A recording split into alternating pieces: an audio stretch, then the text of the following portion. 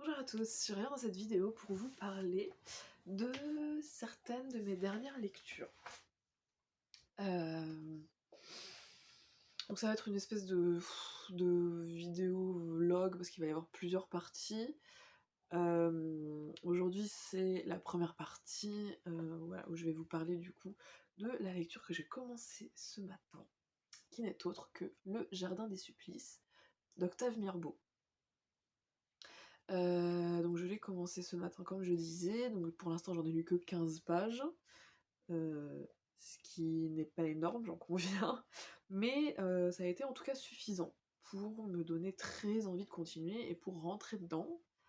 Euh, voilà. J'ai même sorti le crayon, parce que j'ai eu envie de surligner pas mal de petites choses, ce qui en général est un très bon indicateur pour moi, de l'appréciation que je peux avoir d'un livre. Voilà, donc en gros, voilà, j'avais très envie de revenir à une lecture classique, 19e, voilà, une espèce de quelque chose. Voilà, ça me manquait. La littérature dite classique me manquait, donc voilà, parce que en fait, ces derniers temps, j'ai quand même lu pas mal d'œuvres contemporaines. Et je vais notamment vous parler de la dernière lecture que j'ai faite, qui n'est autre que Le Maître des Illusions de Donna Tartt, alors que je n'ai pas avec moi parce que je l'ai lu en e-book et en traduction en plus. J'ai beaucoup de choses à dire sur ce livre. Globalement, c'est un livre qui m'a déçue. Voilà, ça m'a clairement déçue. Ouais. En fait, si vous voulez, ça fait très longtemps que je veux le lire, que j'en entends parler un peu partout. Il y a eu une période notamment où clairement j'en entendais parler, je le voyais passer sur Instagram, euh, sur YouTube aussi, il y a quand même pas mal de personnes qui en ont parlé, dont Galatée, que je tiens en estime, enfin voilà, dont l'avis mais quand même assez cher en règle générale, parce que toutes les recommandations qu'elle peut faire, bah, j'ai tendance à lui faire confiance, parce qu'on a des goûts qui sont en général très similaires. Bah, notamment voilà, par notre parcours académique, bah, qui est sensiblement le même. Bon voilà, sauf qu'elle, elle a continué après, moi j'ai eu une licence. Elle a continué ensuite, mais j'ai fait une licence de lettres aussi, et donc voilà, c'est des choses que je connais, que j'apprécie, et je ressens une certaine connivence avec elle, et notamment avec ses goûts. Donc quand elle en a parlé en disant que c'était génial et qu'elle avait vraiment beaucoup apprécié, bon après elle l'a lu en anglais, et elle a quand même dit qu'elle avait trouvé, elle avait feuilleté la traduction, qu'elle avait trouvé que c'était vraiment pitoyable. Clarinette aussi, Clarinette que je suis assidûment hein, depuis un moment maintenant, a elle aussi dit que la traduction était, à l'époque où elle avait sorti sa vidéo là-dessus, dans un de ses bilans culturels, je sais plus lequel exactement, elle disait que ouais, la traduction était plus que problématique et plus que douteuse. Mais voilà, moi je me suis dit, écoute, qu'à cela ne tienne, je vais. J'ai pris en e-book parce qu'en fait, en e-book, on peut se faire rembourser sous la quinzaine, si jamais on veut plus. Donc voilà, je me suis dit, écoute, 15 jours ça va être pas mal. Le fait est que. Alors oui, la traduction est clairement bancale, c'est-à-dire que c'est limite transparent, on voit l'anglais en dessous, quoi. Moi, ça m'a surtout gêné dans les dialogues. J'ai trouvé que ça entachait un peu trop les dialogues, mais c'est pas quelque chose qui m'a particulièrement dérangé, dans la mesure où en fait la première partie, en fait la première moitié de l'œuvre, je suis complètement rentrée dedans. J'ai adoré. Par l'ambiance, bah voilà, Dark Academia que j'apprécie particulièrement. J'ai aimé, bah, ne serait-ce que le plot en fait, enfin ne serait-ce que l'histoire, c'est quelque chose que j'ai apprécié, je me suis complètement laissée porter. Les personnages, j'ai trouvé qu'ils étaient bien écrits, jusqu'à un certain point. J'ai trouvé qu'ils étaient bien écrits, ils étaient bien développés, qu'ils étaient aussi, mine de rien, réalistes, en fait. Dans le sens où tout ce que Donna Tartt, présente dans l'univers qu'elle crée et dans l'esthétique, tout est complètement plausible, surtout quand on a fait, par exemple, surtout pour quelqu'un comme moi qui a fait des études de lettres, voilà, qui voit un peu les profils que ça peut, que ça peut amener en cours. Clairement, j'ai trouvé que.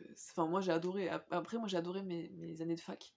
Donc j'ai aimé m'y replonger à travers ce bouquin. Même c'est clairement très différent. Enfin bref, toujours, je suis en train de partir en live là, de dire n'importe quoi. Mais toujours est-il que du coup, la première partie, j'ai adoré. Et j'ai tellement adoré que je m'en suis délectée. Du coup, j'ai quand même pris mon temps. J'ai pris 1 semaine et demie pour la lire. Sachant que le Maître des Illusions, c'est quand même.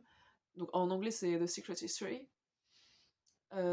C'est quand même un pavé, hein. Et je crois qu'en format poche, il fait 800 pages, quoi. Donc voilà. La première partie, j'ai adoré. Je me suis tellement délectée, j'ai tellement adoré que j'ai voulu prendre mon temps, j'ai voulu vraiment plonger dedans. Et ça m'a pris, ouais, 1 semaine et demie.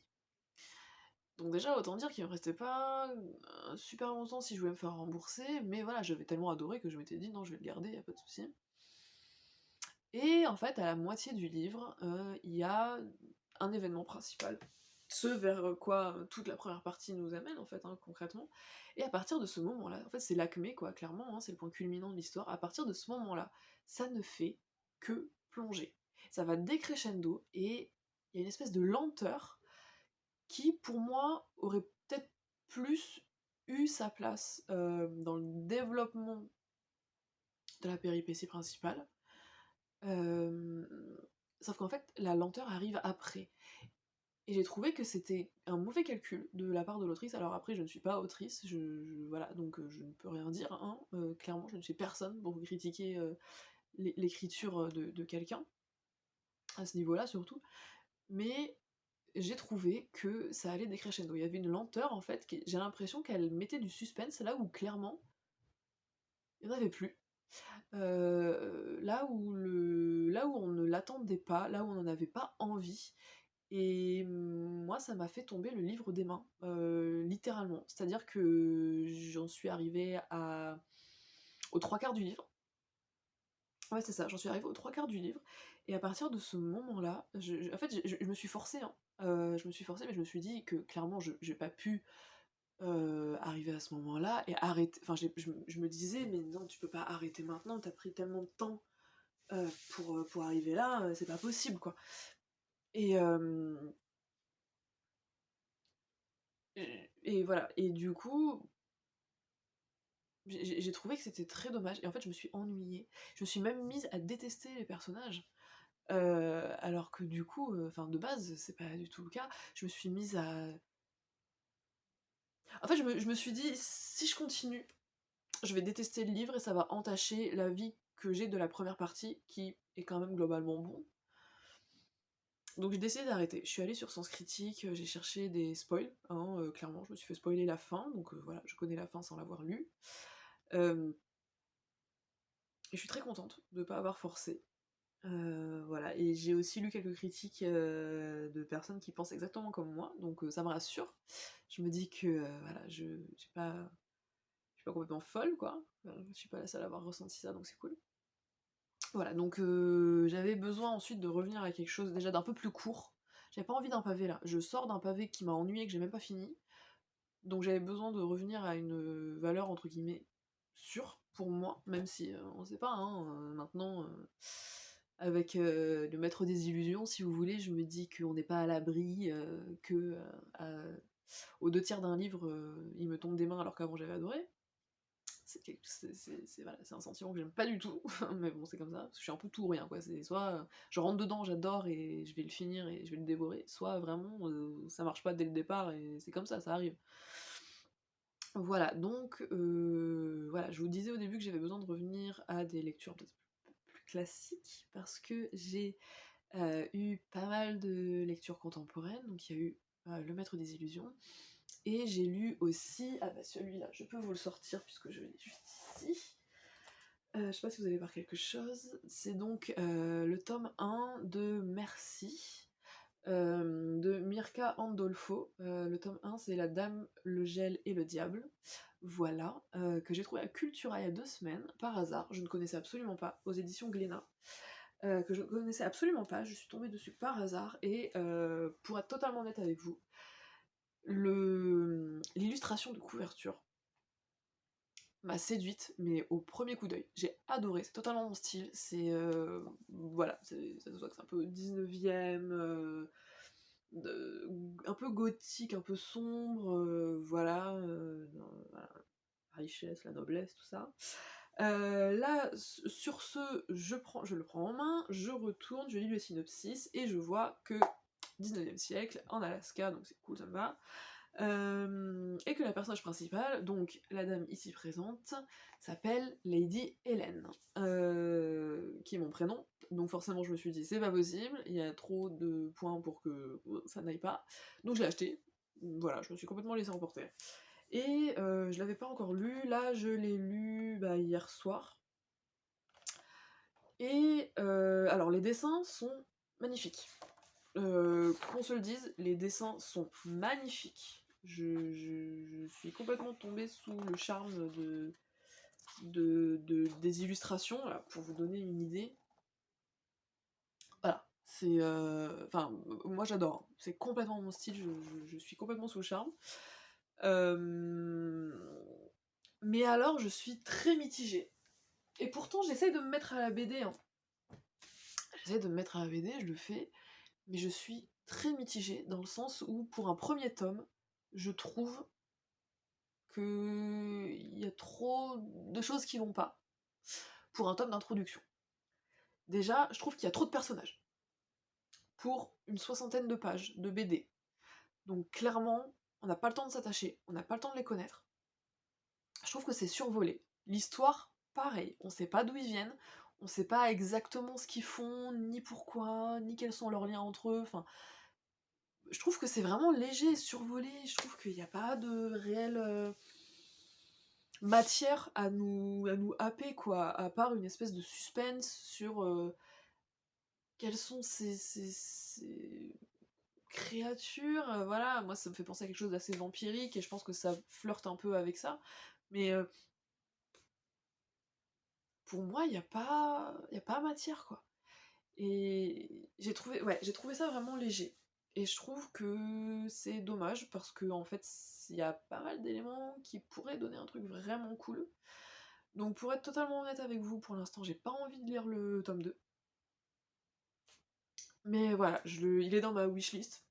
Euh, Peut-être qu'un de ces quatre, je le lirai, peut-être que je le trouverai à la bibliothèque de ma ville pour pouvoir le lire sans avoir à l'acheter, ce qui pourrait être cool, parce que là je vous avoue que je me suis ruée sur un truc à 15 € et qu'avoir mis 15 € dans un truc qui finalement me plaît pas trop, ça m'embête un peu, mais bon, c'est le jeu, ma pauvre Lucette, et voilà.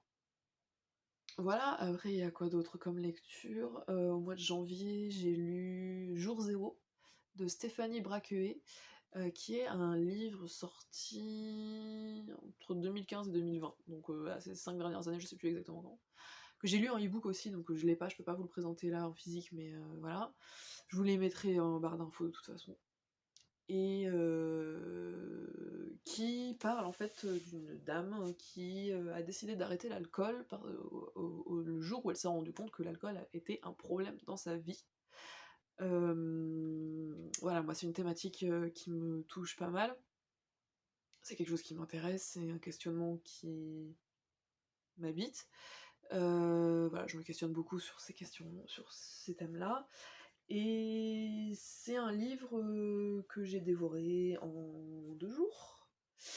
Voilà, après c'est un livre qui se lit extrêmement vite, hein, donc il n'y a pas de souci, mais j'ai vécu avec pendant 2 jours, littéralement. J'ai beaucoup aimé. C'est un livre qui m'a fait beaucoup de bien. Contrairement à ce qu'on pourrait croire, hein, c'est pas du tout un livre qui va être dans la culpabilisation ou même dans le... Oui, non, c'est pas du tout dans la culpabilisation, quoi. Ça se veut être son expérience à elle avec l'alcool.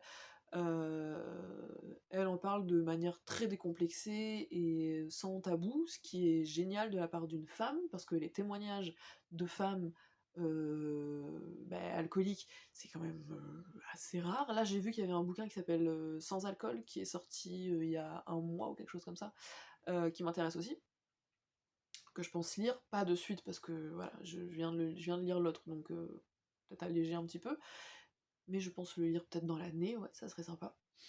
Mais en tout cas, voilà, Jour Zéro, c'est, je trouve, un livre qui est très intéressant pour voir la question de l'alcoolisme d'un point de vue féminin, sans tabou, et voilà, c'est une femme quand même qui est mariée, qui a des enfants, donc voilà. Et elle parle aussi de, comment dire, de la place de l'alcool dans la société. Du fait que quand on ne boit pas, ça peut devenir un problème pour les autres.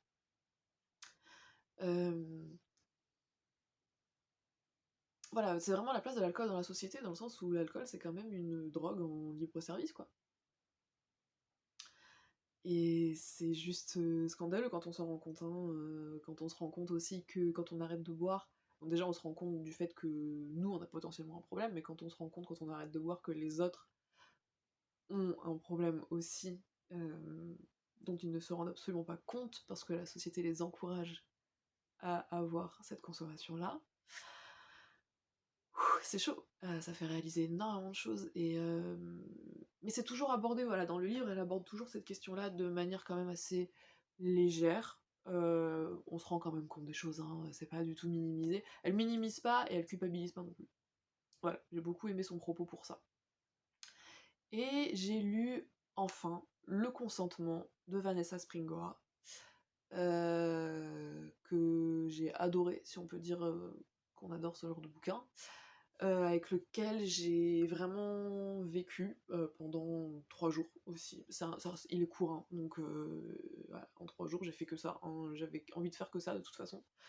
Donc il relate l'histoire de Vanessa Springora, son histoire avec le pédophile Gabriel Matzneff, dans les années 80, au début des années 80. Gabriel Matzneff, pour le rappel, c'est quand même un auteur qui était dit à succès à l'époque et qui a notamment écrit beaucoup d'œuvres sur ses relations amoureuses avec des enfants. Voilà, donc elle relate son côté de l'histoire. Voilà, son emprise, son emprise tant physique que psychologique, et le fait que personne n'y trouvait à redire, en fait. Que ce soit les autorités légales, la police, sa mère, personne n'y trouvait à redire. Voilà, et elle parle de ça. Et de comment elle a fait pour s'en sortir, de comment elle a réussi. C'est un livre que je peux pas vous présenter parce que je l'ai lu sur ma liseuse aussi, donc voilà. Mais que je vous recommande vivement. Parce que c'est des sujets qui sont importants. Voilà. La pédocriminalité, les abus de caractère sexuel, c'est très important d'en parler. C'est, je pense, le genre de livre qui peut vraiment faire bouger les mentalités, que ce soit dans la scène privée comme publique. C'est, je trouve, un livre nécessaire, en fait, voilà, à la société. Donc voilà, si vous ne l'avez pas lu, lisez-le. Vous le trouverez en bibliothèque, en médiathèque, je crois qu'il est même sorti en poche en début d'année là. En liseuse, la liseuse, voilà, vous pouvez l'acheter et puis vous faire rembourser sous 2 semaines, et clairement il faut pas 2 semaines pour le lire, quoi. Enfin, ça dépend des gens, mais moi je sais que j'ai eu besoin de 2 jours. voilà, bon, du coup, voilà, je vous ai parlé de mes dernières lectures. Donc je m'en vais continuer Le Jardin des Supplices. Voilà, et je reviendrai d'ici quelques jours pour bah, vous parler d'autres bouquins et potentiellement de ce que je pense du Jardin des Supplices si je l'ai fini d'ici là. Et d'ici là, je vous souhaite de très bonnes lectures et voilà, à la prochaine!